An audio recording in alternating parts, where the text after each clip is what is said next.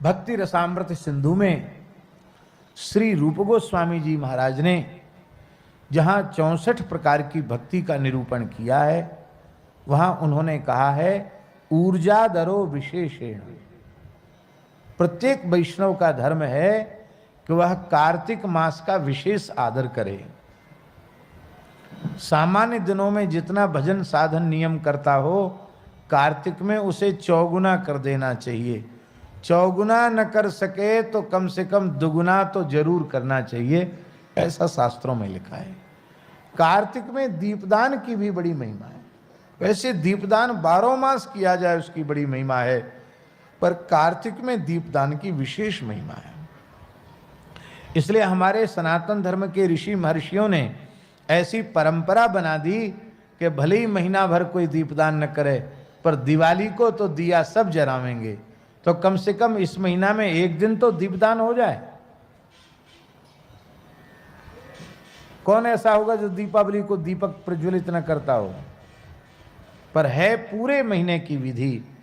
और दीपक विशुद्ध वेद लक्षणा भारतीय देसी गाय के घृत से दीपक प्रज्वलित किया जाए तभी दीपदान की महिमा है। ऐसा घी उपलब्ध न हो प्रामाणिक रूप से तो शुद्ध तिल के तैल आदि से ही दीपदान करना चाहिए, घी से नहीं। घी से तभी करे जब प्रामाणिक रूप से यह ज्ञात हो कि यह विशुद्धतम वेद लक्षणा भारतीय देसी गाय का ही घृत है।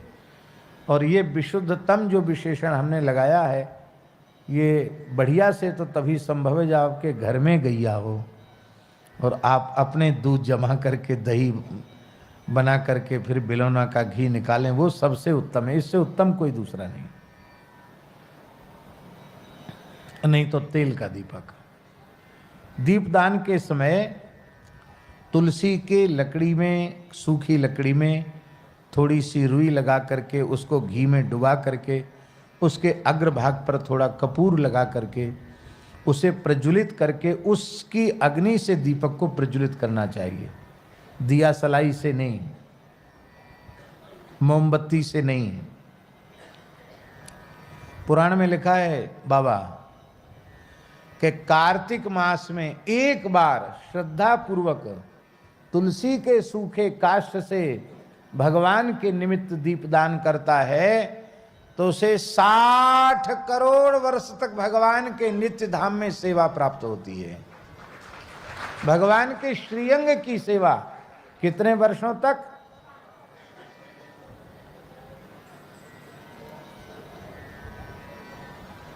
और जो बिना गिनती के दिया पे दिया प्रज्वलित करते हैं उनका तो, इसलिए हम बोलते हैं कि जो वैष्णव हो जाते हैं ना, उनका खाता चित्रगुप्त फाड़ के फेंक देते। कहाँ तक कलम घिसें? इतने पुण्य हैं उनके कि उन पुण्यों की गणना करने के लिए कितना कागज और कितनी कलम कितनी स्याही चाहिए। इसलिए कहते भैया अब तो ये भगवदीय जीव हो गया, अब इसके कोरे कागज पड़े हुए हैं, उस पर तो जय श्री कृष्ण लिखो, श्री कृष्णा शरणम लिखो, अब इसका तो सब खाता समाप्त है। वैष्णव के पुण्य की सीमा नहीं है और दीपदान करके उसका पुण्य अपने पास नहीं रखता। अनेन दीपदानाख्य कर्मणा श्री कृष्ण चंद्र प्रियताम नमम श्री कृष्णार्पणमस्तु श्री रामार्पणमस्तु, भगवान को अर्पित कर देता है। एक रानी थी बाबा, पुराणों में, स्कंद पुराण में कथा आती थी। सूर्यवंश की रानी थी, चक्रवर्ती सम्राट साम्राज्ञी थी वो। तो वो हमेशा दीपदान करती, बड़ा उसको प्रेम दीपदान में। नदी के सरयू जी के किनारे दीपदान, पीपल के नीचे दीपदान, तुलसी के नीचे दीपदान, बट के नीचे दीपदान, चौराहे पर दीपदान, आकाश दीपदान, ब्राह्मणों के यहाँ दीपदान, गौशाला में दीपदान। गौशाला में दीपक रखने की बड़ी महिमा है। तो एक बार विभांडक ऋषि आए और उन्होंने पूछा कि महारानी आपकी दीपदान रूपी कर्म में इतनी श्रद्धा क्यों है? उसने कहा महाराज अब तक किसी ने पूछा नहीं और ऋषियों से ब्राह्मणों से छिपाव दुराव रखना नहीं चाहिए, कपट नहीं करना चाहिए। इसलिए मैं बता रही हूँ, मैं पूर्व जन्म में चूहिया थी। क्या थी? चूहिया थी। तो मारजारी बिल्ली हमारे पीछे पड़ी, तो बिल्ली के डर के मारे मैं भगवान के मंदिर के, नारायण भगवान का मंदिर था, गर्भगृह में घुसी चली गई। और बिल्ली ने तो वहां भी मेरा पीछा नहीं छोड़ा, वो मंदिर में घुस गई। तो मैं भय के मारे सिंहासन पर चढ़ी और सिंहासन से कूदी, तो वहां जहां मंदिर में भीतर दीपक रखा था, दीपक के तेल में गिर गई। तो तेल में गिरने से क्या हुआ भैया जी? तेल में गिरने से क्या हुआ? कहते वो बत्ती जो मंदिर की थी वो धीमी पड़ गई थी, और मेरे गिरने से बत्ती आगे की ओर खिसक गई, सो और बढ़िया से प्रज्वलित हो गई। उस गरम तेल में गिरने से मेरे तो प्राण चले गए, मैं मर गई। किंतु धोखे से दीपक की बत्ती मेरे द्वारा गुणाक्षर न्याय से आगे खिसक गई थी। उस पुण्य के प्रभाव से मुझे सूर्य लोक की प्राप्ति हुई। कार्तिक मास में धोखे से दीपदान हो गया, दिया काऊ को, बत्ती काऊ की, तेल काऊ को, मैं तो चूया ही। बचवे के ताई मैंने छलांग लगाई और सौभाग्य से गिर गई दीपक के तेल में, बत्ती आगे बढ़ गई।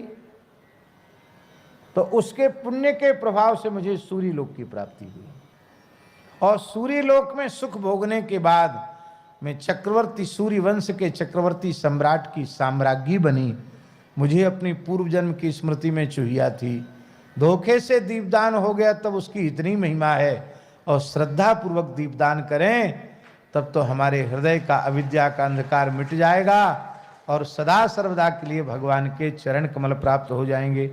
यहाँ शैलेश जी 60 करोड़ वर्ष की जो बात है ना, वो 60 करोड़ इस अर्थ में है, माने अनंत काल के लिए। 60 का मतलब 60 करोड़ ही मत समझना, 60 करोड़ एक बड़ी संख्या है। बड़ी संख्या का मतलब है अनंत काल के लिए। क्यों? भगवान के धाम की तो मर्यादा है, यद गत्वा न निवर्तन्ते तद धाम परमम मम। पर कुछ न कुछ तो कहना पड़ेगा, इसलिए 60 करोड़ की एक सीमा बता दी कि एक बार दीपदान कार्तिक में कर ले तो 60 करोड़ वर्ष तक की, और भगवान की नित्य धाम में नित्य सन्निधि और भगवान का नित्य कैंकर्य प्राप्त होता है। अब एक बार और सुन लो, पूरे महीना भर दीपदान नहीं कर सके हो, कार्तिक के नियम का पालन नहीं कर पाए हो, तो एकादशी से पूर्णिमा तक भी दीपदान कर लोगे, नियम पालन कर लोगे, तो पूरे महीने के कल्पवास का पुण्य आपको मिल जाएगा। पर पुण्य अपने पास रखना नहीं, चोर डकैत पीछे लगे हुए हैं। कछु अच्छो काम करो, तत्काल बोल दो श्री कृष्णार्पण मस्तु। ऐसा बढ़िया फिक्स डिपॉजिट कर दो कि जहाँ किसी को हवा भी न लगे, और ऐसे केवल भगवान के चरण कमल हैं, जहाँ सत्कर्म भगवान को निवेदित हो जाता है तो अक्षय हो जाता है भगवत प्रीत्यर्थ। और भैया जी इससे एक लाभ और है। वो लाभ क्या है? वो लाभ ये है कि आपने जब कृष्णार्पण कर दिया तो आप में अहंकार नहीं रहेगा। ध्यान में ही बात, बड़ी सूक्ष्म बात है। और कृष्णार्पण करने के बाद भी अहंकार है कि मैंने इतना नाम, इतने लाख, इतने करोड़ नाम जप किया, या मैंने इतना दान किया, मैंने इतना पुण्य किया, तो इसका मतलब झूठ बोल रहे हो, तुमने कृष्णार्पण किया ही नहीं है। अर्पित कर दिया तो ठाकुर जी का हो गया, अब हम कहने सुनने के अधिकारी नहीं रहे। तो अहंकार से जीव, कर्तृत्वाभिमान से, कर्तापने के अहंकार से जीव बच जाता है। तो कार्तिक में दीपदान की महिमा है।